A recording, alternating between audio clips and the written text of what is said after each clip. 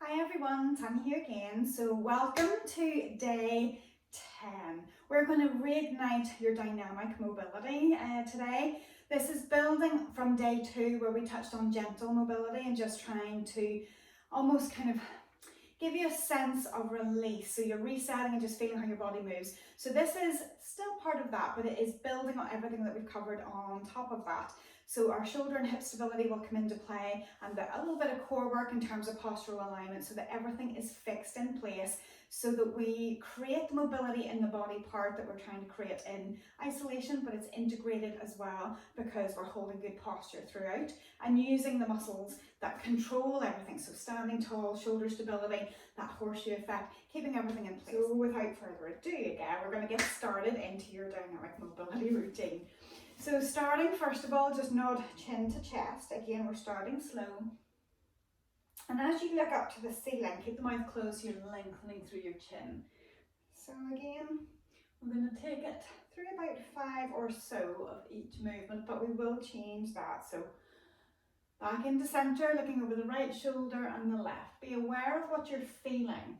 Maybe you're noticing differences from one side to the other, because this is what builds for things for you to be a little bit more specific. Then right ear to the right shoulder.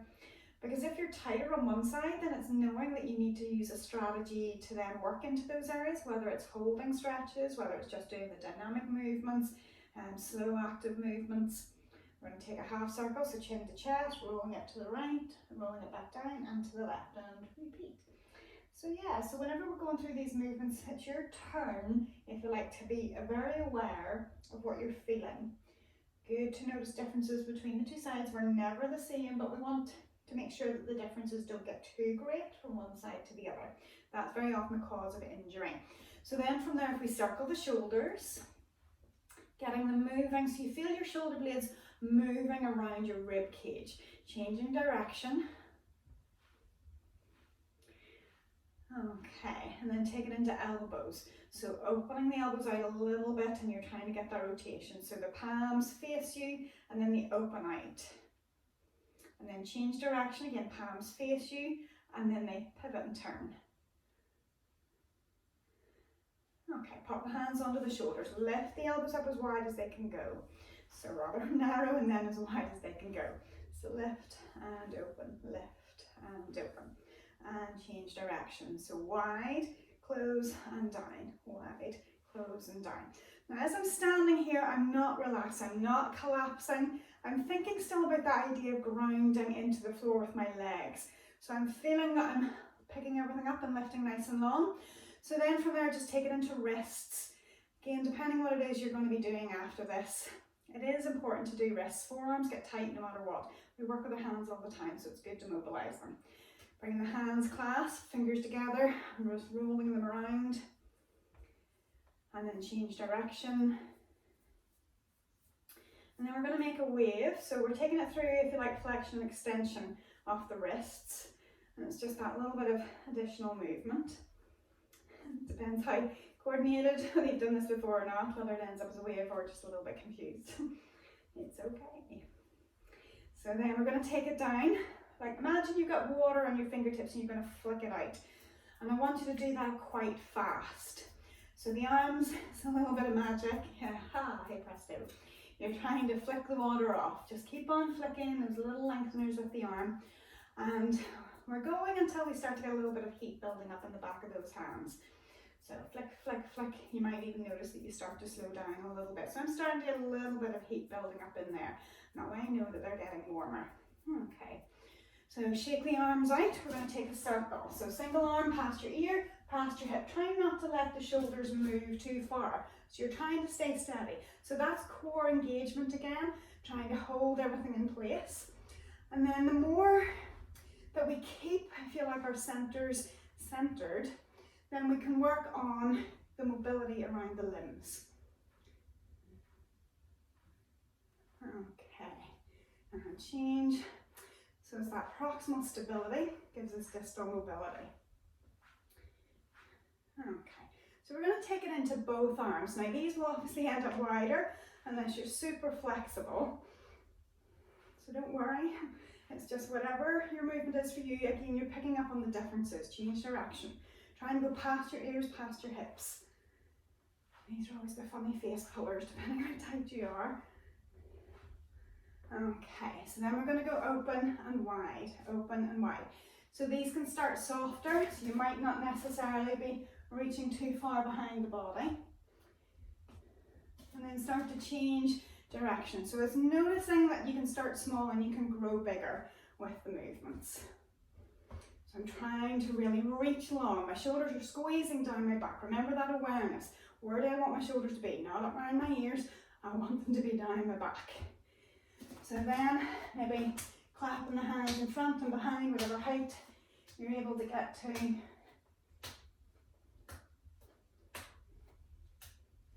Okay, and take it down to the hips. Feet a little bit wider, drawing those circles. You can start small and then getting bigger. Maybe imagine your tail is shining a light on the floor and it starts small on the inside of the feet and then it gets bigger and wider outside. So even as I'm doing that, I'm still keeping that sense of lifting up. So I can feel that there's a hint of a stretch through the front of my body as I take those circles wider and change. Starting small and then getting bigger.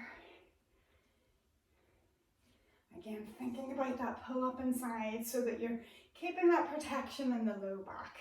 So you're not just dumping into the low back when we let the shoulders drift backwards. Okay, so then from there, we're going to take it around about hip distance. So we're reaching it up and over. So it's not about the depth, it's more about the reach. And again, change. Lift and open. So it's good to get the spine moving in all different directions, and all this way through, I'm really using my core to try to see, can I make it work my body to lift longer? And then rotation. I'm going to fix my legs and my hip bones, 2 hip bones shining forward, just to use that mobility and through the thoracic mobility first. I'm squeezing my shoulder blade a little bit down and back as I turn.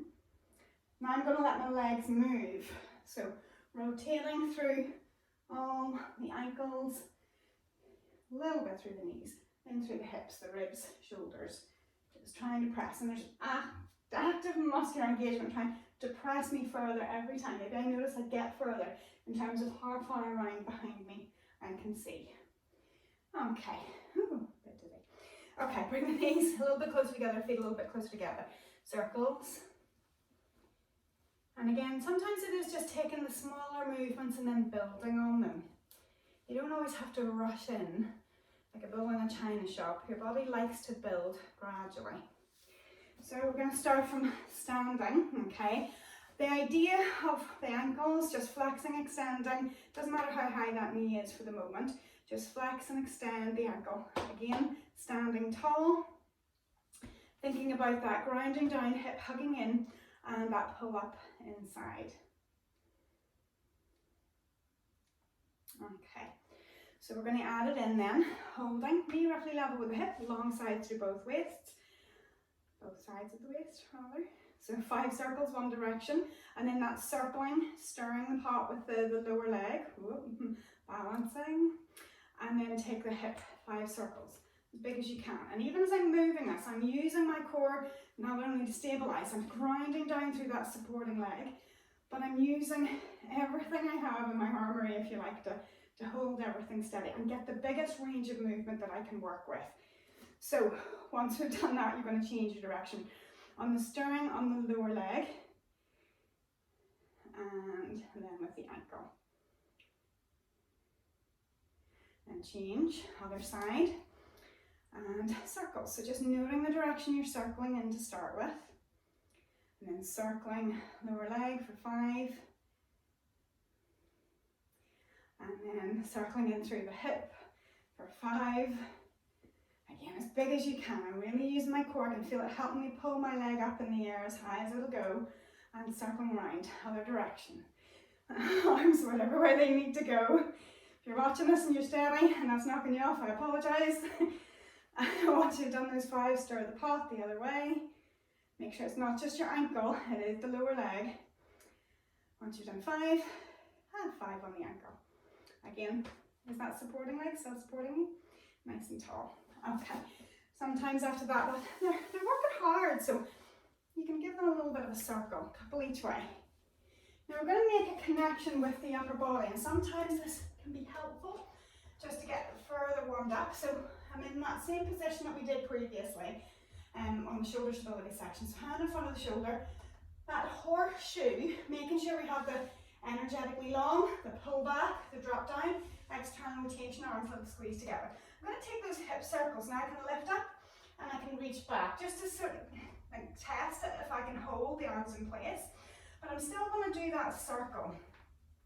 And I might be able to make that movement bigger from here. So 5 in one direction and 5 in the other. And I'm using my core to try to still help keep my shoulders square and my hips. So that box stays a box. So again, that lift and lengthen. Am I still holding my core in place? Everything we've done so far, everything is building. So those 5 circles with the other leg, and again, change direction. Keeping that standing leg, pushing strong. It is grounding you. Okay, so that's just starting to bring in a connection. We're going to bring it in through leg swings. So I am starting to get a little bit out of breath as I'm talking. That just gives you an idea of the effort that I'm trying to put in. So lifting the knee, we're just going to go with the bent leg first. I'm not stressing too much about the backward movement, but in this, keeping in. So I don't want to see a lot of movement in the upper body when you're doing this. Standing leg is working really proud. The knee can be slightly bent. Okay, take it in a little bit straighter. So your mobility will dictate how early you feel that you're able to start straightening the leg a little bit more. If I'm not standing really proud on that supporting leg, I'm probably going to whack my foot off the floor every time. Okay, on that one, if you didn't need a wall to hold on to, great, but sometimes it's the wall, it just gives you that a little bit more support again so that you can go a little bit deeper. So we're going to do 5 without. Behind, can you reach essentially for a bit of a toe tap? So reach, reach, reach, reach. Last one. Okay, so it just works a little bit deeper. Starting with the bent leg, other side. So we're building up over those first 10, figuring out core's helping to lift everything, standing leg, again standing tall. Once we've done those 10, I'm starting to blend a little bit straighter through that leg, making sure that core is strong, because when the leg goes behind you under swing, it could force your back into an arch, so you need to play with this. Only go as strong as you know you can cope with. Okay, so we're coming in then for those 5 little extras. So reach, you can have that toe touch if you need to. Reach, how much higher? 3, 4, 5.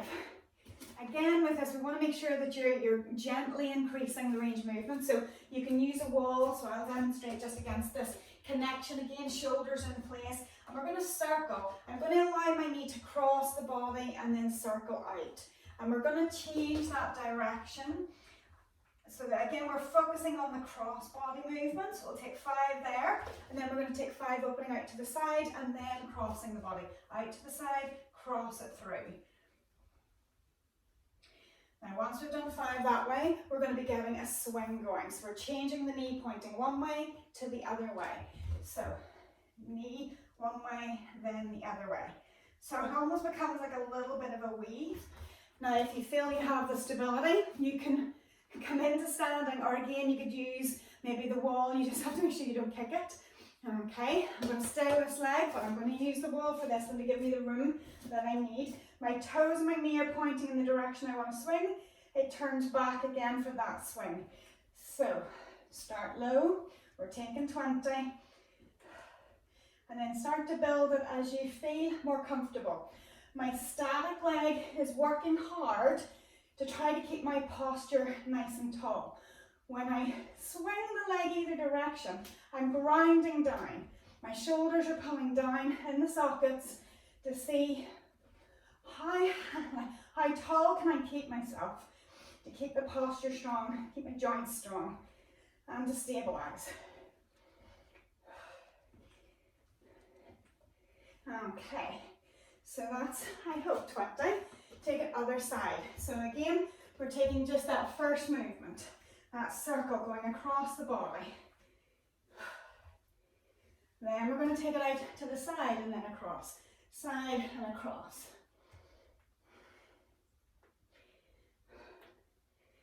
Then I'm going to start that little pivoting action. So again, strong through the shoulders, keeping that idea of a bit of a plank. So you can stay there, or maybe you're taking it into free space, working with the balance. Okay, then taking it into those swings. So again, letting it turn. So you're keeping that control, strong through that supporting leg, long leg. Using the direction, internal rotation as it comes across the body, external rotation of the thigh as it comes out from the body. Trying my best not to kick the foliage. So again, as you work through this, strong supporting leg, using the breath. Right, breath where you feel the biggest effort.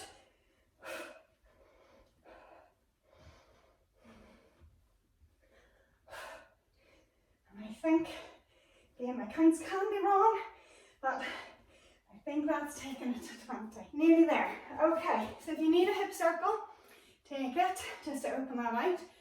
We're going to finish with inchworms. So if you were doing a warm-up out and about, that's hopefully you warm. But these are a little bonus if you're going to be doing anything where your hands are connected to anything. So feet about hip distance apart. You can choose whether you squat it down or if you know that roll of the spine.